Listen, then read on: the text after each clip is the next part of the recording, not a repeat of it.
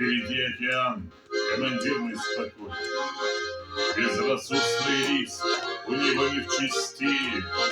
Позади караван, я корабль конвоя, и обязан свой транспорт домой довести. Он не тесно в строю и не хочется боя. Я от бака до юта в лихорадке дрожу, но приказ есть приказ, я корабль конвоя.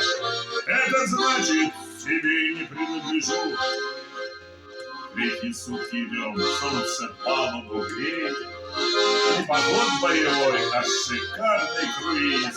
И расслабился транспорт, навалился на веер, что с гражданских возьмешь. Только я не турист, я-то знаю, чего тишина это стоит. Я готов каждый миг опознать их дозор. Аппаратоматос, я корабль конвоя. Я-то знаю, что значит подставить свой борт. Ну накакал. Полундра! Выдал берег акустик, чуть правее по курсу. Шум винтов срезал ночь. Веселее, ребята, не давай боли грусти. Ждал я этой минуты и смогу вам помочь. Мы догоним ее. Но зачем? Что такое? Почему стоп машина и я в дрейфе лежу? Почему я не болен? Почему я в конвое? Почему сам себе не принадлежу? Громом сотен стволов салютует мне база.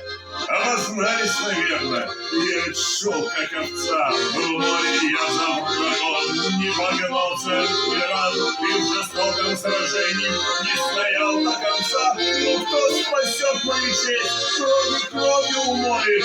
Командир, я прошу, загляни мне в глаза. И сказал он в ответ: ты корабль конвоя. Мы дошли, значит, этим ты все доказал.